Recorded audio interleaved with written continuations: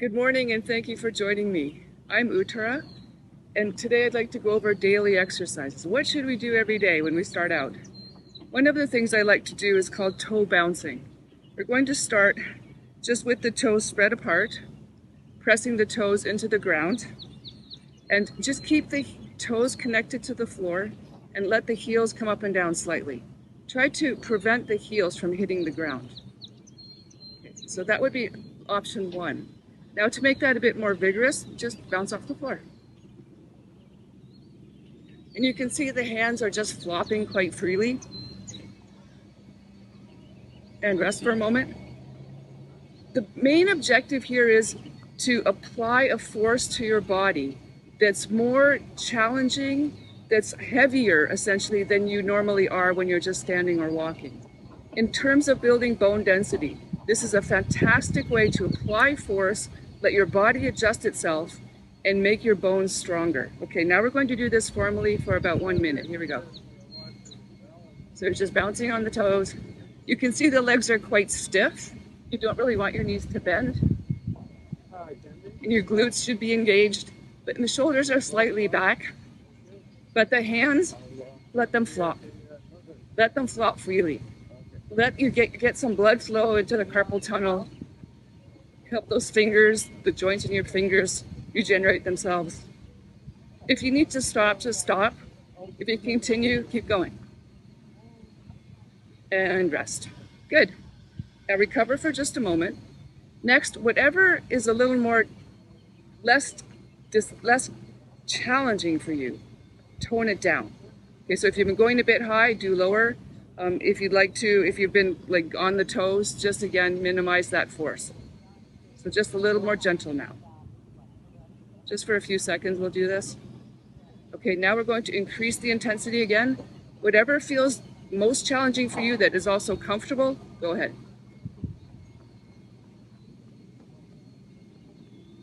Let your face relax. Let gravity take the tension out of your face. Hands are flopping. And stop. So naturally your feet and your arches and toes, everything will get strong, and also ankles. Okay, that was exercise 1. Exercise 2, we're going to work on neck and spinal care. I like to have the feet slightly wider than hips and hands behind lower back, just by the sacrum, like this, by your SI joint, one hand over the other. If that's uncomfortable for your shoulders, arms are just out. All right, so toes are pressed down, your glutes are engaged, your pelvis slightly tucked under, you don't want your back to be arched, and then head turns side to side. And here, avoid letting the shoulders participate. Your shoulders should be very relaxed. We're working on allowing the skull to move more freely on the top of the spine. Rest. Okay, now arms down. Now this one you have to be really careful. You don't want to let your head just hang back, but if you bring the shoulder blades slightly together, hold them quite firmly, tuck the pelvis again, head comes forward, keep your upper back set, foundation solid, head back. That will protect your neck from hyperextending, but also help to decompress the occiput where your skull attaches to your spine. So at your pace always. Take your time. Really good. Okay, hands at lower back again. This time ear to shoulder, and avoid letting your head kind of rotate like this. It should be directly a side to side movement, not without twisting. Okay, I like hands lower back, but if not, by the sides. Then ear towards shoulder. And again, leave the shoulders relaxed. Do not let the shoulders lift. Shoulder blades slightly together, hold them quite firmly, tuck the pelvis again. Head comes forward. Keep your upper back set, foundation solid. Head back. That will protect your neck from hyperextending, but also help to decompress the occiput where your skull attaches to your spine. So at your pace always. Take your time. Really good. Okay, hands at lower back again. This time ear to shoulder, and avoid letting your head kind of rotate like this. It should be directly a side to side movement, not without twisting. Okay, I like hands lower back, but if not, by the sides. Then ear towards shoulder. And again, leave the shoulders relaxed. Do not let the shoulders lift. For most people, one side will feel more tight than the other. Let's say you play the violin and your head is turned in one direction. You can expect that would be the case. But over time, when we do these exercises, you'll even out the connective tissue in your body so joints will stay in better alignment. It's really thrilling. Okay, next, the spinal care. So I call this spinal sequencing pattern. What we're working on first is we want to, the head comes down, so you're setting your cervical spine, thoracic spine, upper back, round the shoulders, so you're flexing the upper back. But we don't want to flex the lower back, so just push the hips back, hip hinge down. Really relax your head. Let the weight of your head decompress your neck. Now at the bottom, please watch this one. At the bottom, first head comes up. Again, that will set the cervical spine in your neck at the widest range of motion. Arms are out, palms face forward. Rotate the shoulders back. And then don't change your lower back at all, but just pull the hips forward. At the top, tuck the chin, let the hips come forward slightly. And then again, head comes down, let your head hang. Round the upper back, spread the shoulder blades. Hips go back, hang down. If you need to do this seated in a chair, so be it, do it. And relax your head, relax your neck, let your head hang. Now head comes up, arms come out like the wings of a bird, palms are facing forward, pull your hips and stand up, tuck the chin. Okay, we're going to do that a little bit more quickly now. I just would like to make you aware of the bottom part again, head, shoulders down, here head up, here arms come out. So you externally rotate the shoulders and then come up through the hips. Okay, ready? So again, feet are slightly wider than your hips, head, shoulders. Do this at your pace. Head up, arms out, let the hips come through. And once you start getting that flow, you'll see that all of the joints in your body feel really smooth and clean. We're getting all the kinks out of the joints here. That's really the objective for the day. We don't just want to stretch, because if you just stretch, you just become kind of like weaker, and the joints can pull out too far. So here we want to strengthen and lengthen. That's the approach. And relax. Okay, next area we're working on are the obliques. So these are the muscles on the sides of the body. The way I like to perform these side bends is we want to make sure that the pelvis stays in position. So you really need to engage the glutes firmly, really tight. Arms are up. Fingertips are touching. And without letting your hips shift side to side and no rotation at all, just lean to the side, whatever you can do. And it's really hard to breathe. Come back to the middle. Keep reaching the best you can. If your shoulders are uncomfortable, just bring your arms down lower. You can bring your arms down even like this and just do your side bend. But really hold the glutes firmly. You do not want to let your hips leak position. Like in golf, people lose control because the hips shift. So here we're gaining that control and strengthening the rotational core muscles. So think of this more as strengthening the side muscles as opposed to just stretching. Use your glutes, yep. And relax. Okay, good. Next, we're going to practice rotational stabilization. And in doing this one, it will really help protect your knees when you're turning around. Okay, so first, arms are relaxed.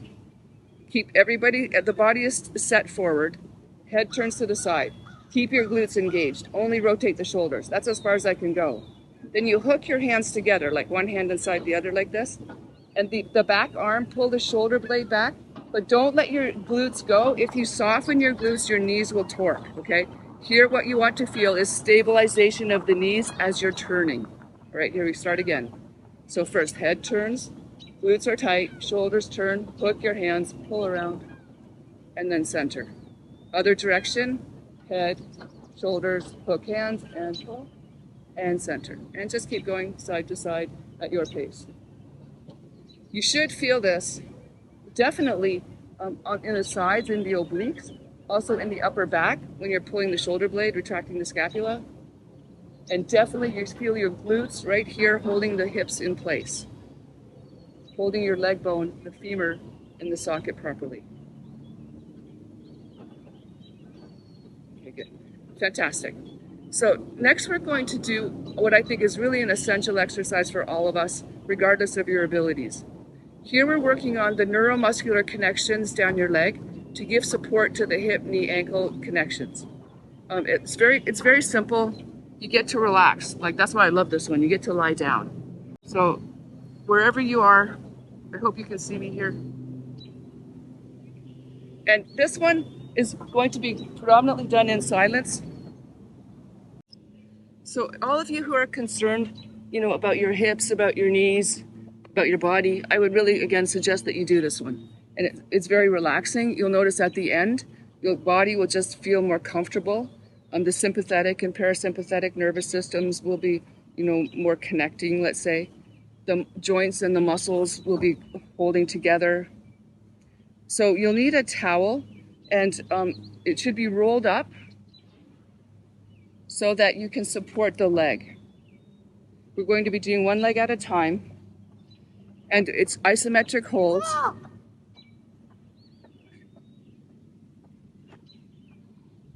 So you see roll up towel, yeah? And it should be quite thick, like I said. And above the knee at the back of the leg. So just like this, right above the knee. Not behind the knee for sure. It should be just slightly above the knee. All right. So I'd like to start with the right leg. And we're going to do one set of 10 repetitions. Well, maybe we'll do 2. Okay, we're going to do it right today. So let's just do it correctly. So we're going to do 2 sets of 10 reps. You'll have to count for yourself. Each repetition is a 8-second press down. Okay, so you're just relaxed. 8-second push down with the working leg. 8 seconds, or 5 to 8 seconds. And then relax. I like to say relax for 5 seconds. So if you're not familiar with this one, I'll just demonstrate here. Left leg's on it.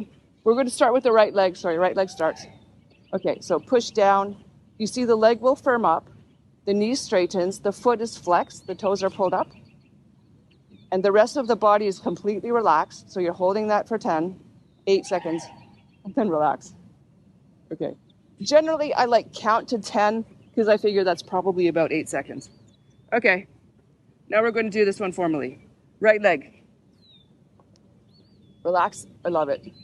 Okay, so tuck your chin, let your arms out to the sides, palms up. Left leg, make sure it's just really passive.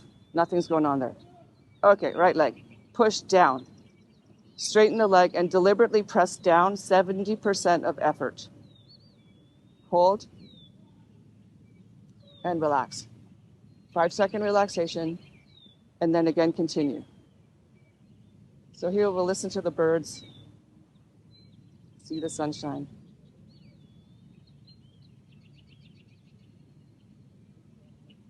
What you should be feeling, the right leg, naturally you'll feel the muscle supporting the knee. That's why essentially we're doing this one.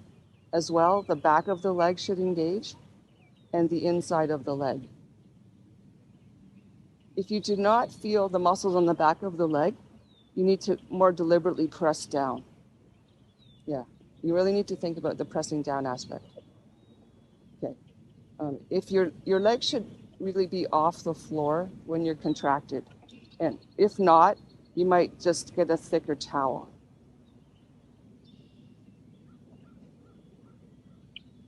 So I'm counting 10 repetitions at my pace. And then when I'm finished, we'll all change together to the left, okay? We'll stay in tune with each other. Now the left leg, I like to say, often I notice the left leg will participate, like it'll tighten up. So here, rest of the body, totally passive, and right leg is working side. Wow, it's quite fatiguing. Interestingly, even though you feel relaxed in many respects, the right leg is really challenged. And the exciting part is that here, when you're stimulating all of these nerves and muscles to work together, throughout the day, you'll just naturally feel more connected, stronger, stronger. And the muscles will strengthen and the joints will hold together over time, keep building. I consider this a lifetime, let's do it every day type of exercise. 2. Again, remind yourself, press down, relax your left leg. Relax your shoulders.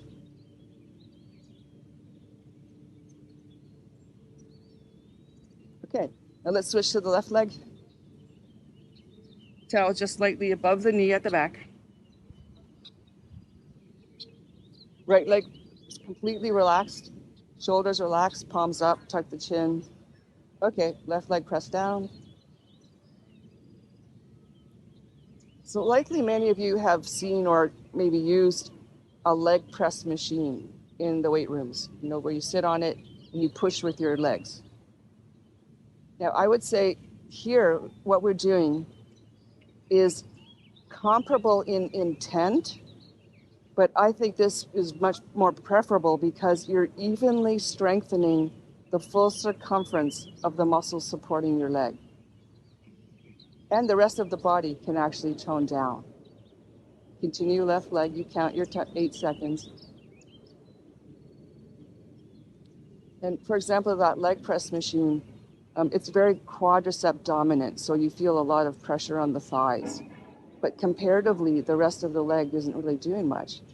And what happens is often people put too much pressure in their kneecaps, and also the muscles of the thighs, the psoas muscle in particular, attaches to the lower back. So I find that those leg press machines can often cause discomfort in the lower back.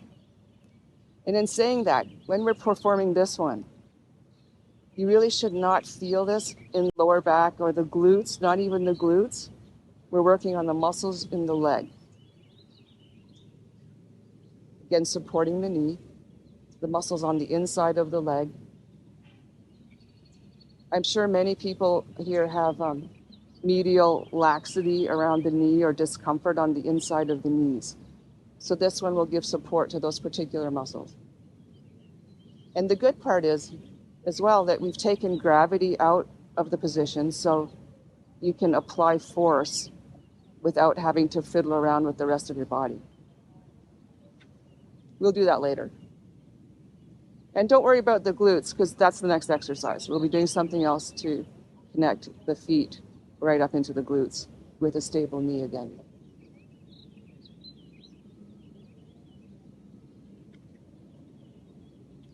Okay, that was set 1. Now we're going to do set 2. So right leg again.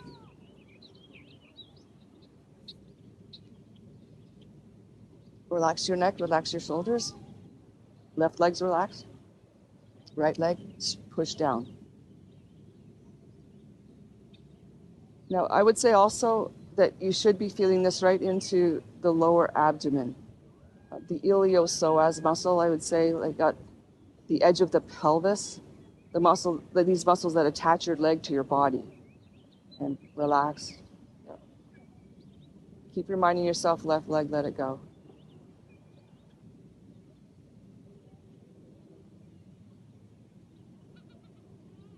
So where we are here, this is Lakefield, Ontario in Canada.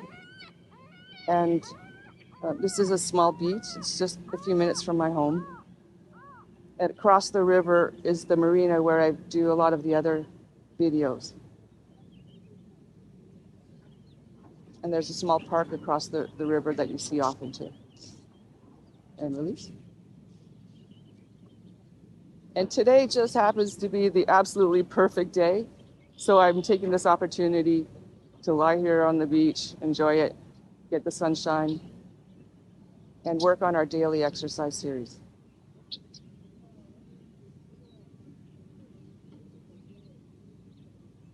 With regular practice of the ones that we do today, you'll notice that your body will just naturally feel stronger and more stable. And I see it like all the time. It's really exciting.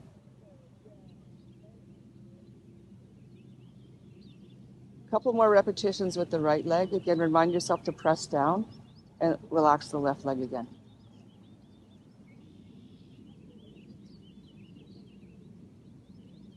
And keep breathing, keep breathing. Yeah, you get support from the lower abdomen, excellent. Okay, back to the left leg. Just above the knee.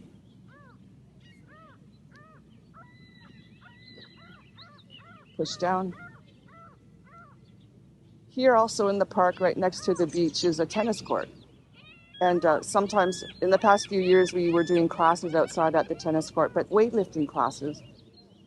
We don't just, yoga is great. It really helps people immensely. Many people really enjoy. My approach more is like we need to build up strength as well. Like we don't want to just get overstretched. We need to make sure that our joints can stay strong through the full range of motion in our daily activities. Relax your right leg again and shake out the shoulders. Left leg's pressing, deliberately press. Relax the glutes.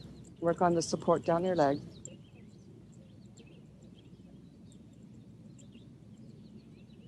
Oh, another element here is the foot. So as I said, the foot should be flexed. So toes are pulled up toward you. As well, make sure the foot is pointing like vertical. You don't want the foot to be angled out. So just adjust your leg so your kneecap and your toes are pointing up, not out to the side. Oh, good. Again, press down. Relax the shoulders again.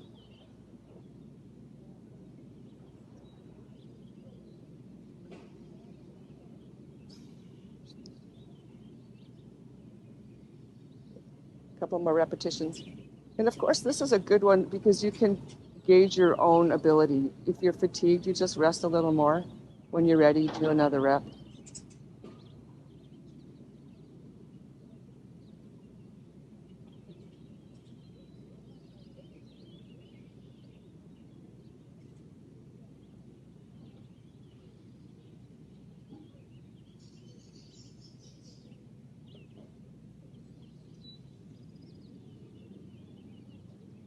Okay, and just relax here for a moment. The next exercise we're going to do, I'm going to move position. The best thing is to be in a door frame with your hands on either side of the door frame. I'm going to see what I can do here at the beach. And we're working on strengthening the feet, the connection from the feet up into the hips, again with a stable knee. So let's shift off. We'll get to our new position. This one, what you'll need is either the towel folded up this time, a yoga mat folded up a few times so you have like a pad or a cushion, or you can use a throw pillow like you might have on your couch. Okay, so get your pillow or your towel, whatever you need to do, to see if you can set up at a door frame, and we'll get going with the feet. And now we're going to work on the feet, strengthening the ankles, giving support from the feet right up into the hips. This exercise is called the foot rocking. And just like you would think the bottom of a rocking chair, you'd like the feet to go through that same action. So the knees should be slightly flexed, and as the hips rock forward and back from your heel to toe, however, the knees stay in the same position. There should be no straightening and bending of the knees when we perform this action. Okay, so here it's rocking between the feet up into the hips, trying to go heel to toe. Now, if your feet are not strong enough yet, you might just stand and press the toes and release, press the toes and release. If you can do the rocking, we'll go right foot first. On the little platform we have, so you can have a cushion or a towel folded up or a mat folded up a number of times. And just right foot, so rocking from heel to toe directly forward and back. And we do 30 repetitions. And we're going to go through this twice. And here again, we'll be building up, of course, the strength of your arches, the Achilles tendon, and for all those ankle sprains that we may have had, building up the ligamental structure and the tendon structure to support your ankle joints. Try to feel that movement from the hip, the femur, the leg bone, how it attaches into the joint, going through a rotation. As the foot, the plantar fascia shortens and lengthens, strengthening for when you walk and run. Okay, and now let's switch to the left foot. And I like to use the door frame because you can feel you have a good support.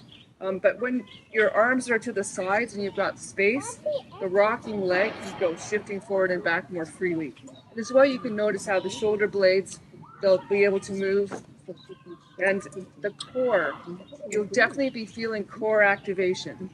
So the lower abdominal muscles should be helping to give a good solid support to prevent the rotation of the lower back. Heel to toe, heel to toe. Directly forward and back. The foot that's on the floor, the working leg, make sure that the toes are pointing directly forward. You might notice that they're going to start to angle. Even as you go through the exercise, they might shift position somewhat. Engage the glutes. So here's your connection, foot right into the glutes. Couple more. Awesome. Okay, now back to the right foot. Second set, 2 sets will do. I always like to spread the toes to make sure you get the best range of motion and best support structure you can get building up the strength of the toes.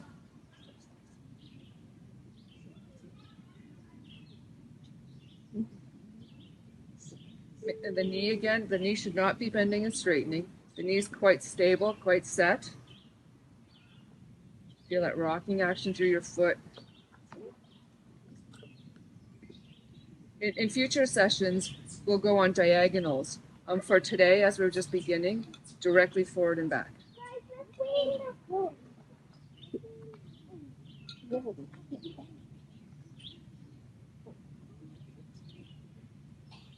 Perfect. All right, let's switch to the left foot again. Again, make sure the toes are pointing forward when you begin. Knees slightly flexed. Heel to toe. And if you're fatigued, you just take a rest. But I always try to make sure that you do equivalent repetitions on either side. The weaker side will tend to become more fatigued, and then you'll want to feel like giving up earlier. Should that be the case, what I would do is just rest a bit, but continue on the weaker side to continue building up and evening the strength on both sides.